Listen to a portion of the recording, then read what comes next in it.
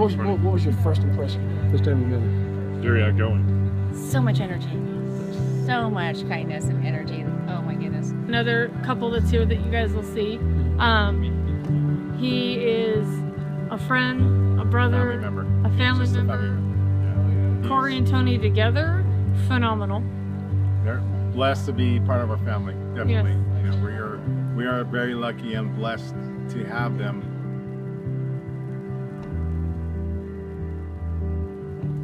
What Tony's been able to bring to us, and I think to everyone else in the community, has been amazing.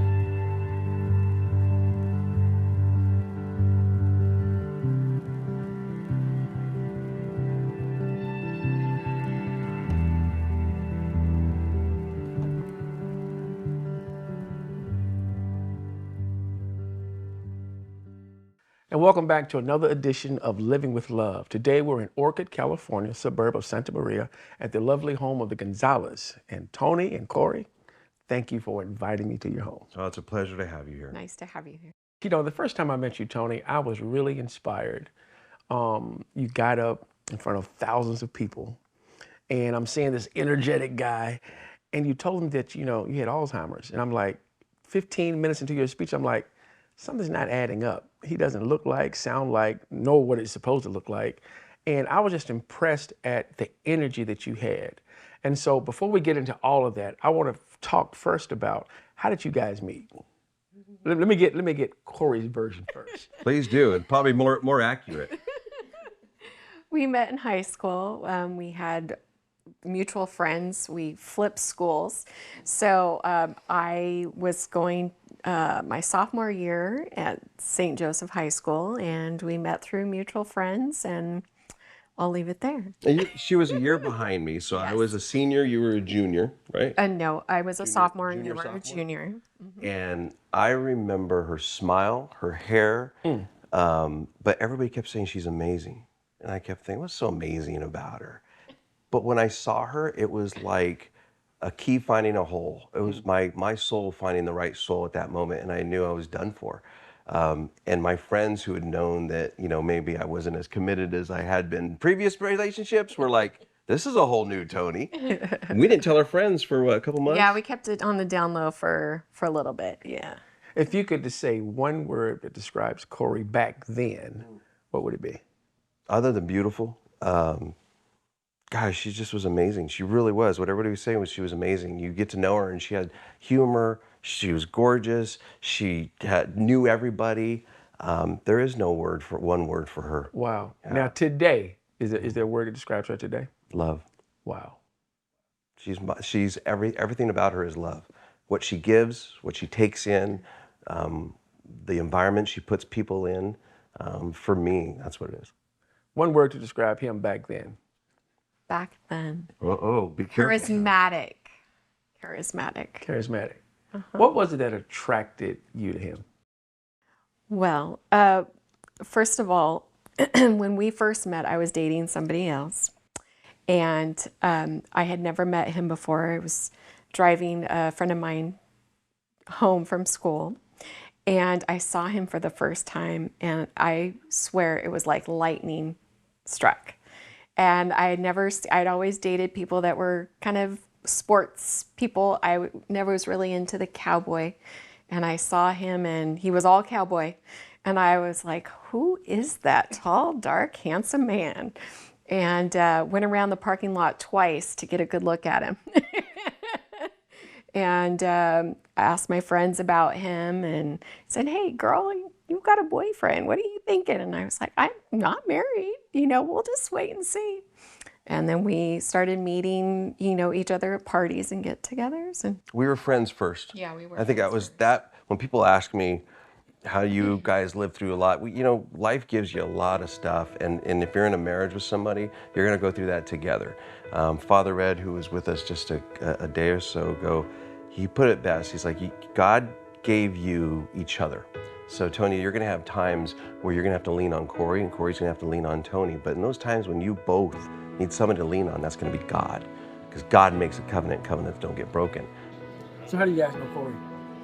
Kori, I introduced Kori to Tony in high school.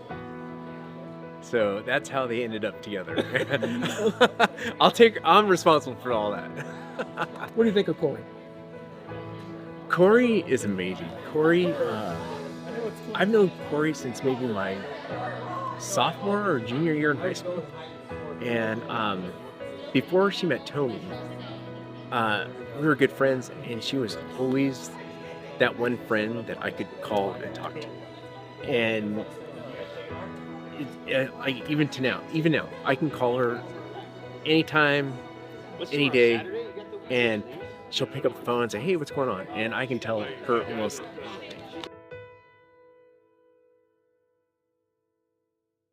Yesterday, when we came on the property, you had a cookout. You had some friends over. So glad you can make met, it for that. Father. Yeah. And the thing is, what does friendship mean to you? Because you have a community of friends that they just look at you as brother and sister. It's not like this is a friend or an associate. So how important are friends to you? I think for us, our close friends are our family. And that's what you saw last night. Technically, they're our friends. They're not blood related. For us, they're family. That's the chosen family. And we have family that we love. We're very dedicated to our families, but we built a community around us for our children. That's really where it started. So our friends are a reflection of who our children were, and the mentors and the people we wanted them to emulate in this town: community, church, spirituality, sports, music. We've built a community of them around us, and they've stuck by us. We've lost some, but God gives you angels for certain times, and right now the group we have around us, they're the right people at the right time. Yeah. I know that the people that we have around us are people that I would want my children to call if we couldn't be contacted, if they had an emergency. That those are the people that we choose to have in our life, and that's what's most important to us. Tony was raised in a large family. I have a large family, but they don't live here, and so I've always wanted to have, all the aunties and uncles around, but due to our families living out of the area, oftentimes we found friends that became our family, and they choose to be in our life, and they choose us every day. And I think that there's a lot of, a lot of dedication that comes from that experience. Let's talk about life before the diagnosis.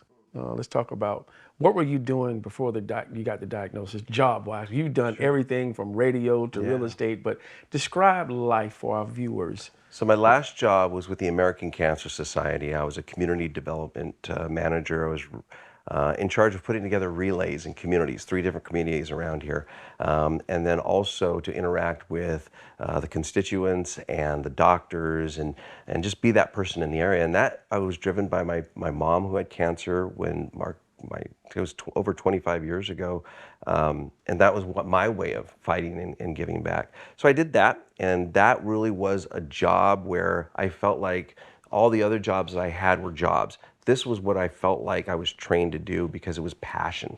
My family, the kids have been going to relay events since they were little. Diapers, yeah. So we really get into things, and that's what I did. That with, we had a little group called the Kiwanis Group of Santa Maria.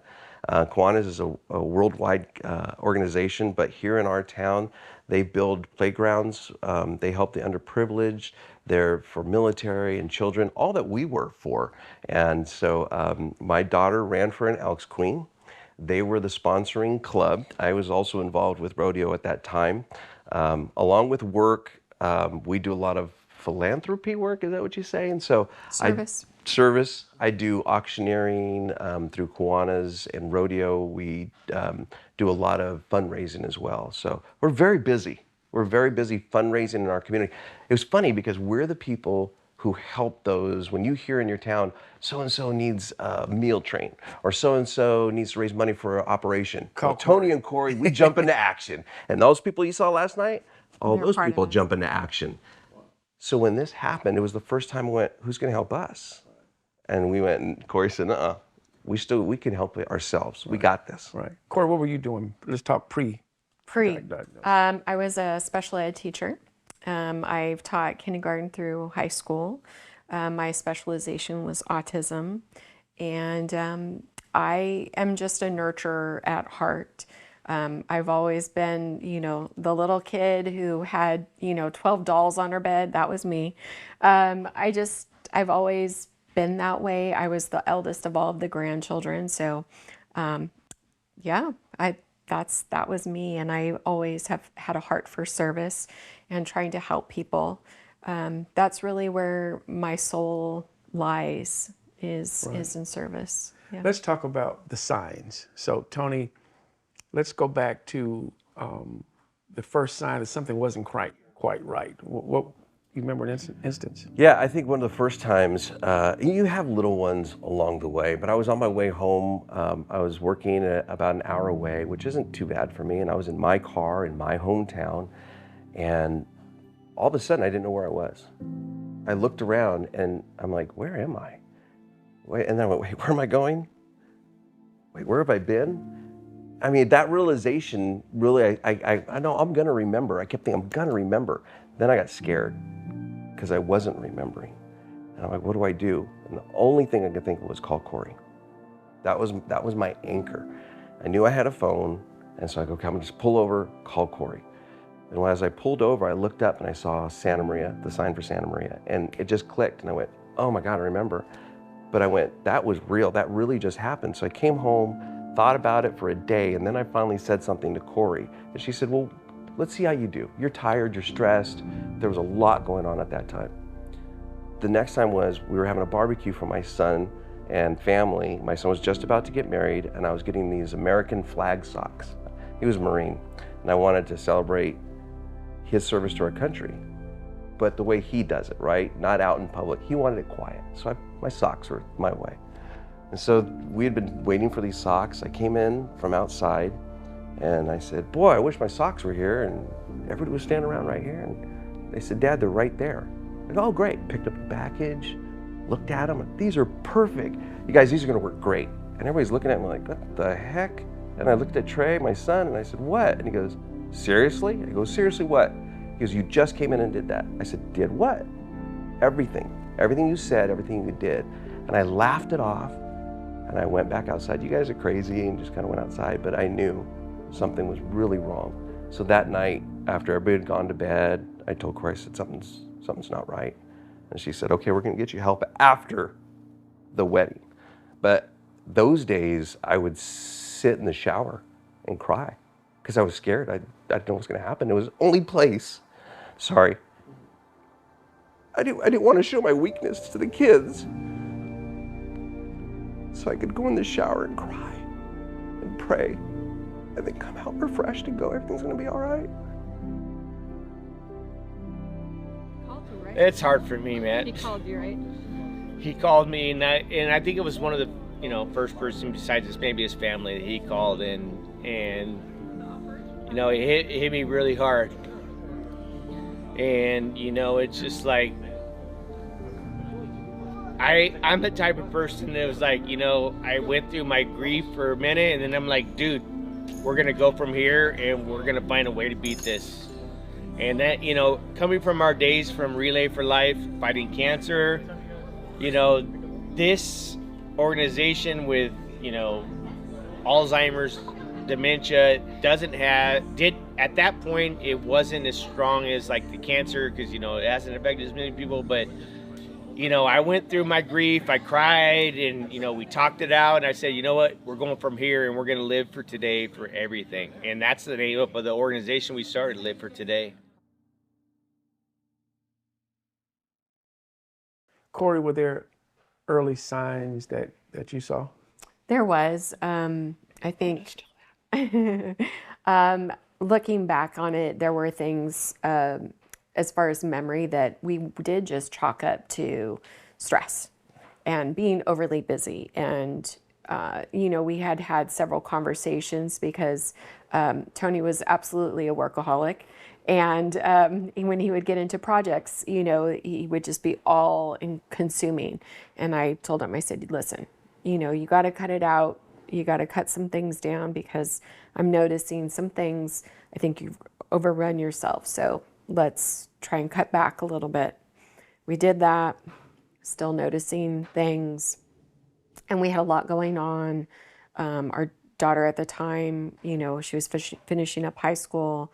Our son was getting married, and that's when I realized also I had stepped away from in the classroom. I was planning on going back and finishing my my master's and getting a secondary credential. So I was in the process of applying for that, and so I saw him more, and I started noticing things more, and I was like, uh-oh, there's something really going on. And you know, he forgot some bills, and one day the lights went out, and I was like, what is going on? You know, I called PG&E. Is there an outage? No, ma'am, you haven't paid your bill. What do you mean I haven't paid my bill? Found out he hadn't made the payment for 3 months, and he thought he had just made the payment. And so, you know, then we had to do a whole situation trying to figure out, okay, what were the things he was responsible for, because things were not lining up. Things were getting forgotten that should not have gotten forgotten. It's not just getting older and, you know, forgetting a name or forgetting little things. They were major responsibilities that were getting neglected. So that was when I knew something was wrong. And that started the whole progression. My boss at that time had known me since I was 14. So much like Kori, I used to joke that she was my second wife because we'd been through a few careers. Kori had known her, and we'd grow up together essentially. So she also was seeing things. I just found out a year or so ago, I went through old emails to clean out stuff because I just hadn't gone back to it. And I realized that the two of them were actually doing my job. They were working to make sure that emails were being sent. A year and a half out later, still, now I have a diagnosis, things are turning around.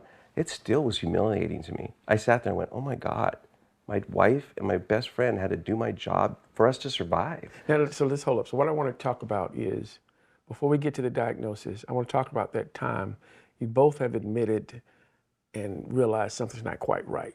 So what were those conversations like before trying to decide what do we do now that we notice something is wrong?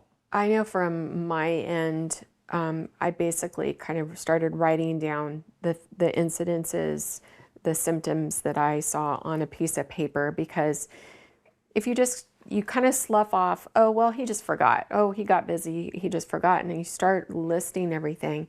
I did a list, he did a list. I asked the kids to write down some things if they had some concerns, and they did. Everybody had lists, and we all kind of sat down for a family meeting, talked about it, and said, okay, going to a general practitioner. We did that whole first layer and started that whole process. But it was really about the conversations at the dining room table of what did we notice? What was, I'll say, typical of, you know, starting to age, having not the fastest response times or different things that happen naturally versus significant forgetfulness and forgetting. I want to say some of his things that he would do is he's very consistent. So it was kind of like a movie where certain parts would just get taken out of his memory. And so he would go and do the same thing 2 or 3 times. And I would say, was there a reason that you needed to do that 3 times? Well, no, I just did it 1 time. No, actually you did it 3 times. Forgetting the days of the week, forgetting just kind of like where we were in life, just significant moments. He was just having fog. So Kori, you're watching the man that you loved since high school go through this. What's going through your mind? Fear, a lot of fear of, so both of my grandmothers, one had Alzheimer's, one dementia. And it automatically fear, because we've been down that path. And I was like, he's too young. This must be something else. This has to be something else. Maybe it's something that we can fix. So for me, I went into research mode, because as a special ed teacher, I would have children that would have different things, and I would research. Well, that went down a dark hole. So I feel like at that point when we started getting doctors involved, there were a lot of possibilities. And that concern is the best way from our family. My concern always was about my children and how they were going to handle whatever this diagnosis is. And how were you doing health-wise at the time of this? At the time of this, I was just recovering from my own I had my own challenges. So I was kind of dealing with some of that. I was also just diagnosed with type 2 diabetes at that time. And there were significant life changes that were happening for both of us in that time frame. So it was hard. Yeah. It was very hard. When I went online, because we're obviously seeing changes. I knew things were changing, but I wasn't admitting a lot of it.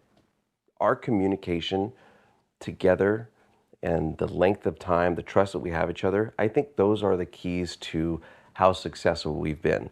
Because I'm willing enough, I love her enough to be vulnerable to say, I can't do these things anymore, or I need your help, or I'm having sundowner symptoms. In those early stages, if I hadn't said anything, we could have been mad at each other. I could have fought her. I could have abused her at some point. All these things that have gone through my head that instead of doing them, I spoke them out loud. And as we've talked to more people who had later stage or had been caretakers of later stage, we were learning that I was able to communicate. The one tool I had was still there. I was able to clearly communicate for her what I needed. And we were finding it was also helpful to other people too at that time. Yeah. Let's talk about the diagnosis. Yeah. The diagnosis came, both of you were at the doctor together? It was the best day and the worst day. Tell me about why was it the best day? We were a year and a half or so into people. We'd been to UCLA. Everybody had told me that I was too young, I was too fat, that it didn't happen that way. It was a tough road.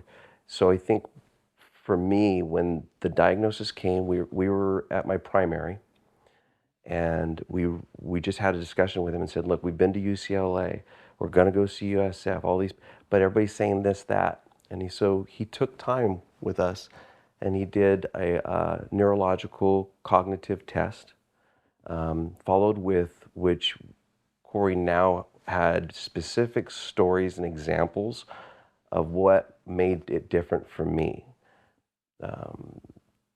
Because of what I do and did, most people said, well, if he can get on stage and talk, if he can go out and be an auctioneer, he doesn't have dementia, he's fine.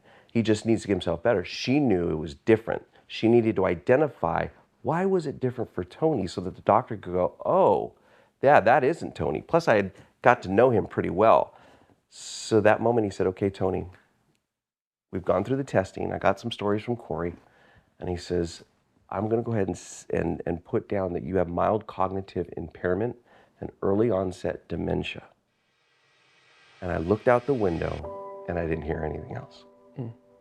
I just thought, oh my God, we got it. What do we do now? A call from Tony and answered it like I would, and he just said, I really need to talk to you. I need your attention for a minute. And so I stepped outside of the house and I went out into the lady's front yard and I was like, what's going on? Are you okay? And he proceeded to tell me that, he had not been feeling well and had gone through, some health issues and I was like, okay. And he told me about his diagnosis. And he was scared. And he was scared that he didn't want my son to ever not remember him. And he didn't want my son to be afraid if Tony didn't remember my son. He's like, if I ever, you have to know what I'm going through and what is happening, because he said, I don't mean to forget things, but I do. Now, for those that are watching, it seems as though the story started off, exciting, and now it's like going downhill. But I'm here to tell you that because of Tony, this story is not going to end the way you think it's going to end. So before we get to that, Tony, let's talk about that dark side. I remember yesterday you was telling me you had a conversation with God. You went to the church So tell our audience about, now you've got this diagnosis, and you had this conversation with the father.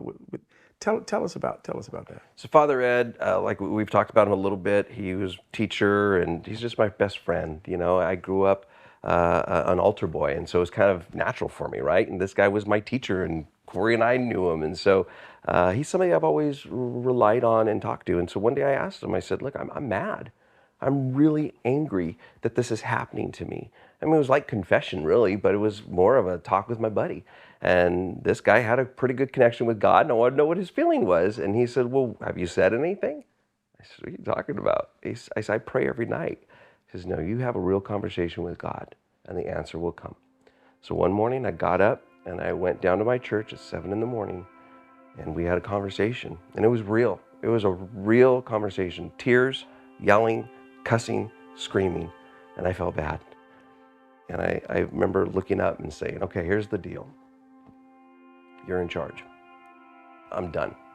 I'm gonna die anyways. I remember saying that. I'm gonna die anyways. So here's the deal. You have to take care of her. You have to make sure she's got what she needs. I will do whatever you have me doing this for, let it happen. Bring it on. The bigger, the better. Who says that to their God? The bigger, the better.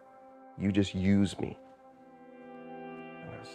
This is where we're at. It changed our life, because from that moment, I went from having a God that I was asking for things to looking at a friend who was saying, I'm going to take care of you. It's going to be hard, but I'm going to be right with you. Went and told Father Ed. We were having our anniversary party, and I pulled him off to the side, and I said, I got to tell you something. You're going to think I'm crazy, Father Ed. He says, no, go ahead, tell me. He's so polite. I said, I think God talked to me. And I know God doesn't talk to everybody. Why is he going to talk to Tony? And he says, really? Well, what did he say? And I said, well, all these things. I said, man, it was amazing. He says, Tony, God was always there. I said, excuse me? He said, God was always there. You just started listening. His way of embracing this reality is a powerful witness to us, because everybody wonders, why do things like this happen to such incredibly good people who are a powerful force for life and positivity in our community? And so the way he embraced it in faith has strengthened our faith. And his encouragement to us, we know we can't. We're not medical people. We can't really do anything particularly. But he encourages us just to pray, to be there, to support each other, things. So as a result of his attitude and the way that he has embraced this condition, it has strengthened our capacity to feel that God's with us in whatever takes place. I'm going to tell you, Tony, being a man of faith, I truly believe, and I don't want to, people to misconstrue what I say. I truly believe you were chosen for such a time as this to bring light to Alzheimer's and families and caregivers and supporters. Nobody can do it like you. And when you accepted the fact, bring it on, your life started to change. And how do you communicate Alzheimer's, which has a dark history and ending, to Tony, who is the life of the party, bright, the thing I get when I introduce people up to you is like, he has Alzheimer's?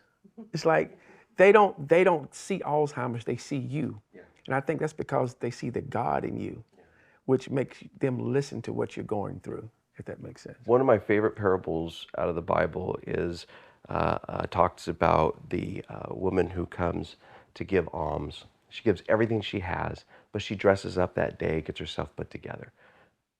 That to me is what I was taught. We all have issues, we all have problems. Why are you going to go and put it on somebody else? You're going to walk over and be all grumpy to everybody. I lived a life like that. Trust me, this is not the version of Tony that it used to be. I was a businessman. I was cutthroat. But when you're given a diagnosis like this and a chance at a better life, and you have a conversation with God like that, and you have a wife that says, hey, she believes that you talk to God, and she's like, yeah, I feel like this is what we're supposed to do too. amazing things happen. I have no explanation except for saying it's a God thing. That's what we keep saying. Kori, describe marriage, describe life with Tony before the diagnosis. Oh, this will be good. Before the diagnosis and after the diagnosis. Before the diagnosis, we are both very busy people, but Tony was always the one that liked to be on the stage. I am a teacher. I like to be in my little box behind, closed doors, and I would always do things to help him to coordinate. I'm more of a detail-oriented person, and so we would just kind of work that way where he was doing his thing, I was doing my thing. Even when we did, when we were younger, I was the DJ, she was the florist. Yes. I mean, we had it all down. We did everything together. It was great. But so we had, great plans as far as, looking at our future. And my hope was to go into administration with my career. And we had talked about relocating. We were looking at Montana and we were looking at Texas were the two choices that we were looking at. My overall goal when I retired from teaching was I wanted to have a property where I did special events of weddings and different things, and thought that would be our golden years, of that would be the next step. And we were becoming empty nesters, and so we were just on a different trajectory. And being married to him, it was like he was always on the radio. He always had a microphone. He was always doing something. Very public life. He was always very public. I liked not to be that way at all. I am a much more quiet person, but not to say that I don't enjoy, spending time. She didn't complain. Like No, there was wives who would not put up with that, and they would be off to the side, or she was right in there. In fact, a lot of times she would volunteer and do it. At Kiwanis, we're both Kiwanis members. We just do that. We just did things differently. We both had a mind for service. We just manifested that differently. Yes. But after the diagnosis, how would you describe it now? So now, after the diagnosis, it has stretched me like I'm Gumby. Like, God is just amazing and has allowed me new opportunities I never thought possible through his disease. Now, don't get me wrong, there's some very hard things that we deal with on a day-to-day basis, and I try and be very real with people. Tony is wonderful at presenting very positive and very upbeat, very just that charismatic personality that I fell in love with when I was 17. He's always been that way, and that has not changed. That has been consistent before the diagnosis and after the diagnosis. What has changed is the support he needs from me. Because he wanted to do this and because he wanted to use his voice, he needed me to be right next to him. So that meant I had to stretch and learn to speak in public and not be terrified, and be able to show more of myself, which is not easy for me. So that has really pushed me to be a different person also. So I think that there are things, and I could give you specific things that have happened that I now need to do for him or to support him so that he can accomplish things for himself. But it's still a life of service. It's still the same as far as we've always wanted to help people. This is just a different avenue. We were good in our community. We didn't know we were going to open up to the nation. That was a different deal. That was a different, yeah. And she is so talented and good. Being a teacher is just increased now. Now she's teaching others how to be a caretaker, how to be that person in that life. When I first met you, Kori, of course, all the spotlight, the attention was on Tony. And I remember seeing you standing off to the corner with your hands folded. And every now and then, he would look at you. And it's like you were the only person in the room. He would talk and do his thing, but he would always look at you. And I said to myself then, I said, that's his rock. And I, as I begin to know you and begin to see the things, I think you are a giant of a person. And one of the reasons I wanted to do this interview in addition to him was because of you. Because I think I want, whether it's local, national, or the world, to hear this isn't easy. And your love for him, but it's still hard, even despite that. What would you tell a caregiver who is afraid of the diagnosis of their partner? What would you tell that caregiver? One day at a time. One moment at a time sometimes. I think that you can't be anybody else.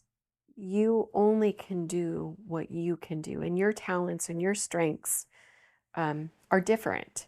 And one of the things, like I said before, both my grandmas had different types of this type of disease, but watching the caregiving that happened separately and what that meant in my parents' lives, what that meant at the time my grandfather was still alive and was my grandma's primary caregiver along with people that they had paid.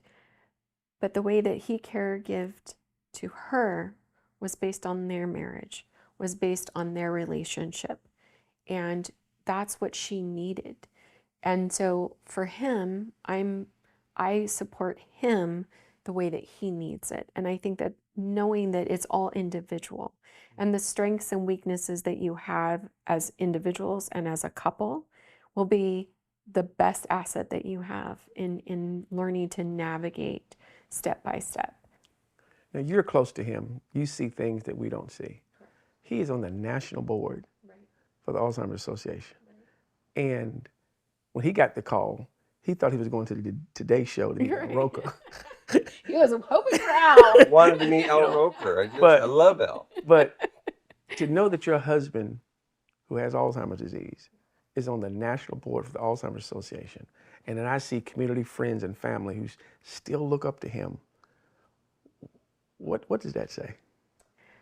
I think it says that you can live with this disease and live a good life. And I think that that is most important, is that just because you have the diagnosis does not mean you stop living. It means that you have to do things differently, but we can still be successful and we can still live with purpose and passion. Yeah, that's the thing. She's given me purpose again, and that was the realization that I saw in the other people that we've been talking to when they say, well, what's the motivation? What is it? When they ask, not just me, but the other advocates or the other people that are out there doing it as well, that are living with this disease, all of them are just doing it because what she did, they're giving them purpose again. They all of a sudden overnight, I was told, Tony, there's nothing we can do for you, but we're going to be here for Kori. We're going to take care of her. We went from that to Kori going, no, he still has purpose in this world, and I'm going to make sure he can go do it. I'm going to support him. And then there was other people that just came out of the woodwork. So giving purpose to me gave us a new life. And she saw the happiness come back and see me get involved now in introducing me into art again, taking my music to a whole new level. Opportunities like this that if I didn't have the disease, I probably would have still went for this. You know, somebody asked, like, what would you have been doing? I probably would have been doing something like this, but now I get to do it from this seat with her, and that makes it so much better. So in our closing moments, I want to talk about family and friends. Mm-hmm. One thing I do know, if I don't know anything else, you love your grandson, Xander. Oh, gosh. So it's the light of our life. Yeah. Yeah. So let's talk about family. So pre-diagnosis and during that moment trying to figure things out, what was your fear for telling your son and your daughter? I remember coming home from Montana visiting my daughter, and my wife was trying to discuss with me bucket list things. And we were talking about our new nonprofit that we were going to start, trying to think forward. And I remember breaking down and saying, there just isn't enough time. She's time for what? And she's driving, and I'm trying not to cry with her on the road. And I said, I was supposed to teach my son this, take my grandson fishing, walk my daughter down an aisle. I go, I need more time. Said, little did I know that I was going to get it. Little did I know that God was sitting there going, look, trust me, and a miracle's coming. And little did I know there was people like you, Carl, Joanne, that were already in the battle. They were just waiting for me to come in and be part of the team. Man, you saying that goes back to when we were standing in front of the White House. Yes, that was a good day. And that's what you said, I just want more time. And we're living in a world and an age of new medications and new treatments. And like you said, that miracle is coming. You just have to trust. But amazing. Tony, Kori, you're gonna be around for a long time. Thank you, sir. I truly believe that. And you've already made an impact on a lot of people. And you will never meet all the people you've made an impact on, but just know you're doing a great job. So I salute you. Thank you very much. Both of you, okay? And I think this is what Living with Love is all about. This has been another edition of Living with Love. I'm Garrett Davis. Stay tuned for more. Just follow us on Gdavis TV.